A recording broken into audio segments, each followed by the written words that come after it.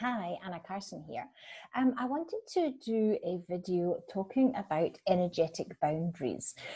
This has been coming up a lot in client sessions over the last, well, I mean, it's always comes up, to be honest, but particularly at the moment, it's really coming up really strongly for people to be understanding and working on their energetic boundaries. Now, energetic boundaries are very different to our physical boundaries. So we can often have really strong physical boundaries where we are really capable of saying no.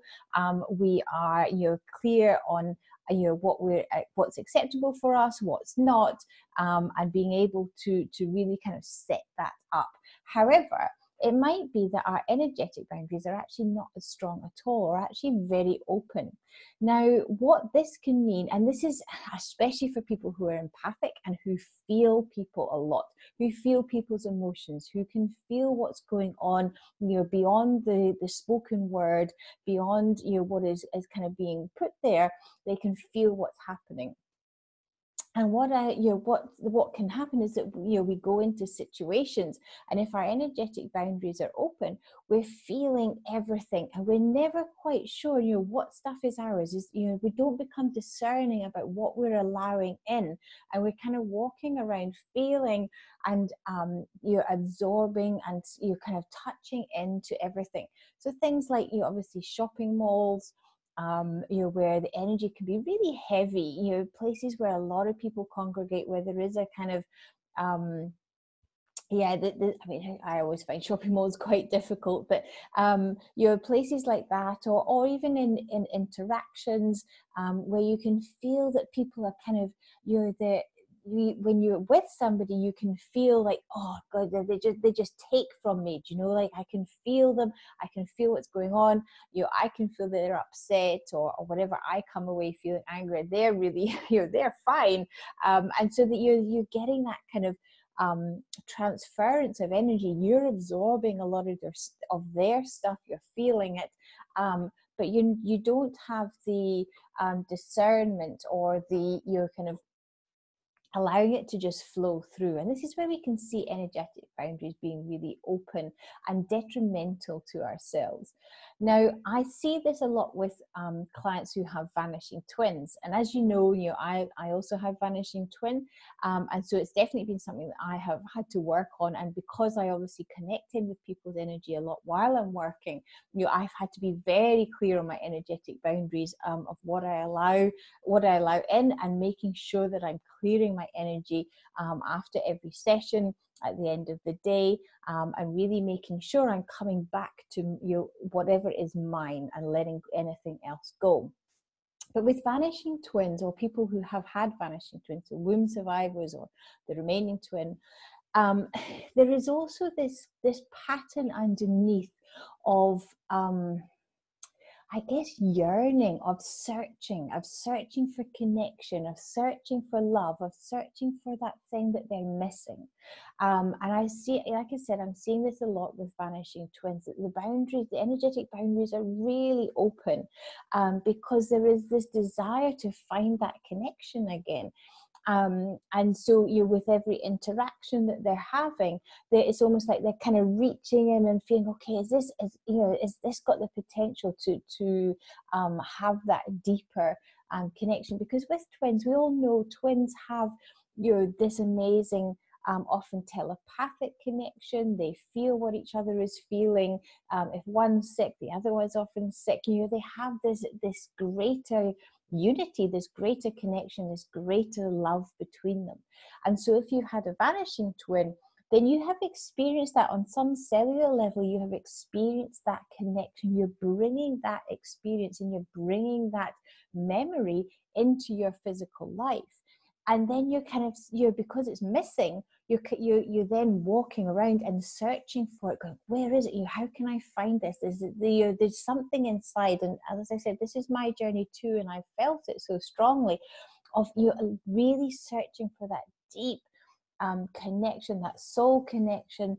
And so with that can have this really open energetic boundaries where we're feeling into what other people are feeling.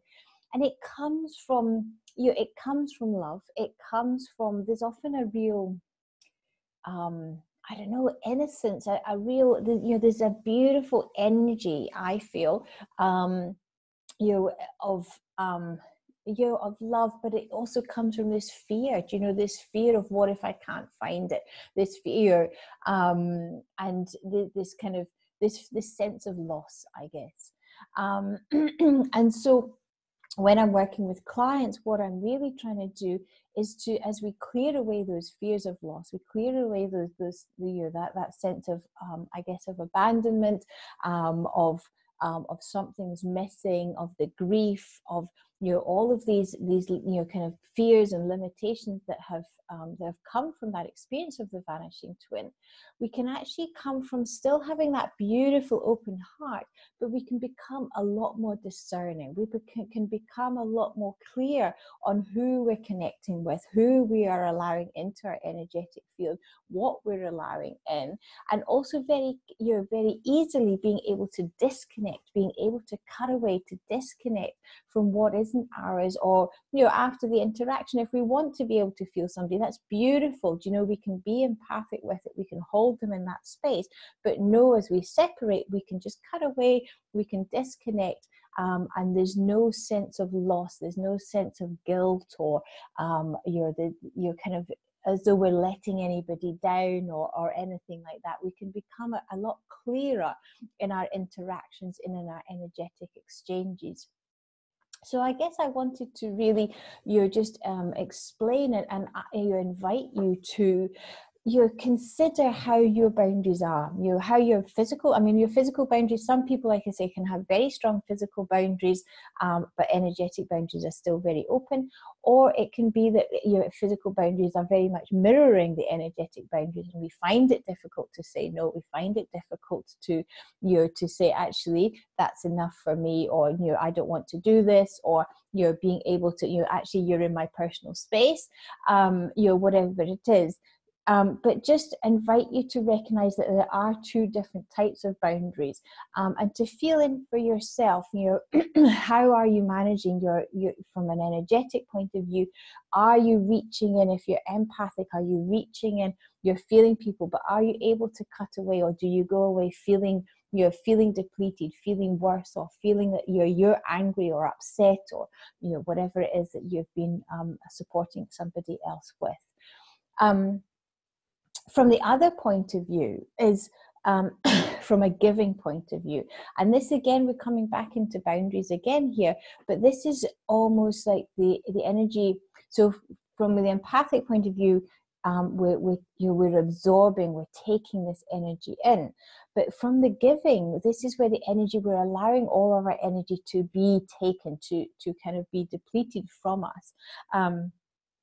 And to the detriment of ourselves. Like we're not nourishing ourselves, or maintaining nourishment or energy, or again, our personal space. We're literally kind of giving and allowing people to take what they want without kind of regard for us.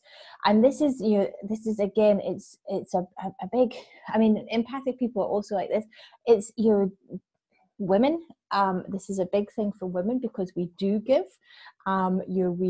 just from a place of motherhood, of societal conditioning, and so even cultural, like from a cultural thing as well, there can be this place of, we give, and it can be a beautiful thing to give and to be of service, as long as it's not detrimental to ourselves and to our own well-being.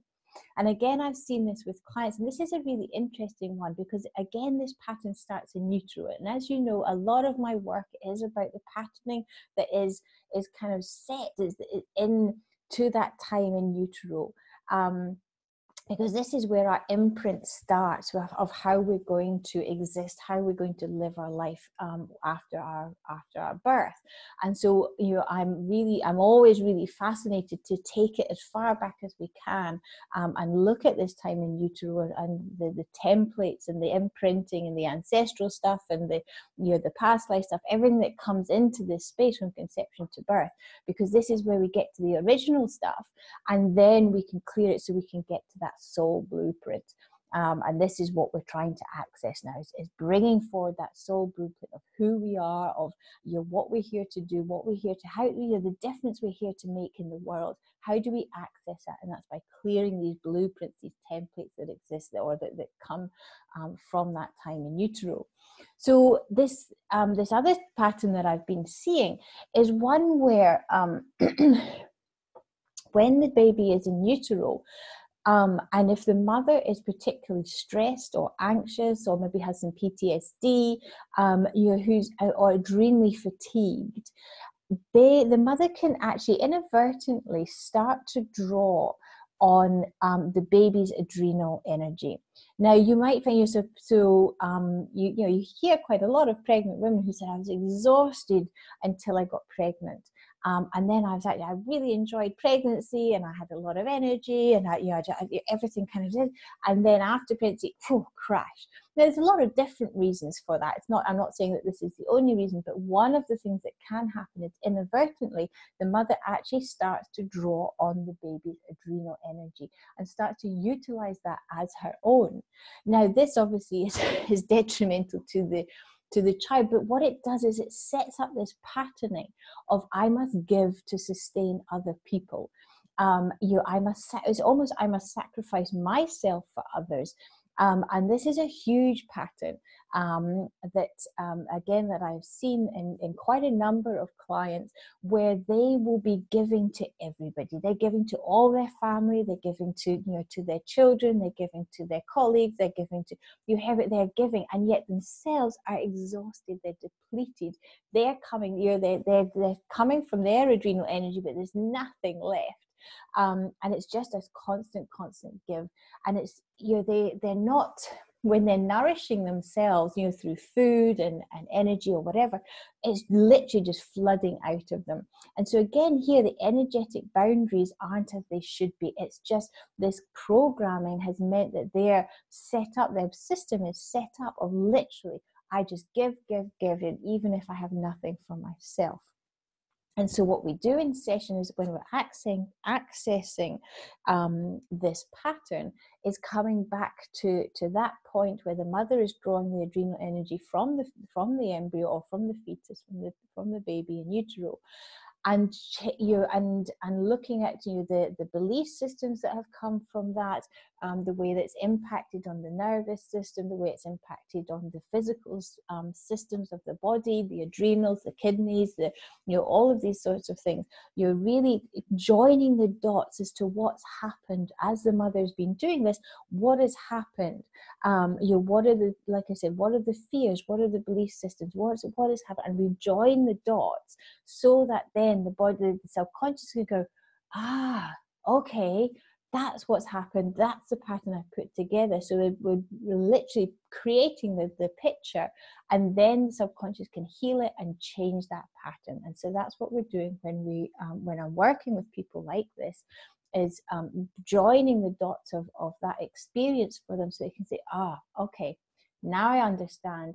Now I can change it. And then we're creating the new neural pathway through the eye trackings, and from all the other bits and pieces that I bring in, my cosmic witch stuff, that I bring to create this new way of responding, this new way of being and of showing up in the world. So, like I said, I invite you to really look into how your energetic boundaries are. Are you giving so much that it's exhausting and depleting you, or are you absorbing so much that again you've become confused as to who you are and what is your energy, because you're absorbing everybody else's stuff?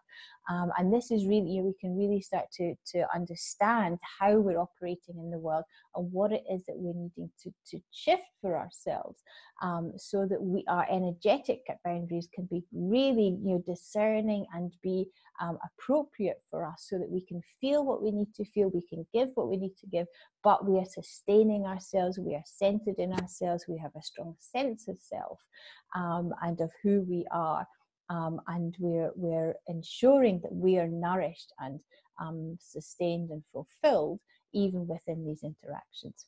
anyway, I hope that's helpful. And then maybe it just gives you some things to think about. And as always, I'd love to hear your comments, your any experiences you've had of this. If this has kind of triggered any thoughts or kind of questioning in you. And if it's something that you think, oh, actually, I'd really like to work with that, then please do get in touch. And we can book in a call so we can see whether we are compatible if you'd like to work with me. And I'd love to connect with you more. All right. Thank you. Have a lovely day. Bye.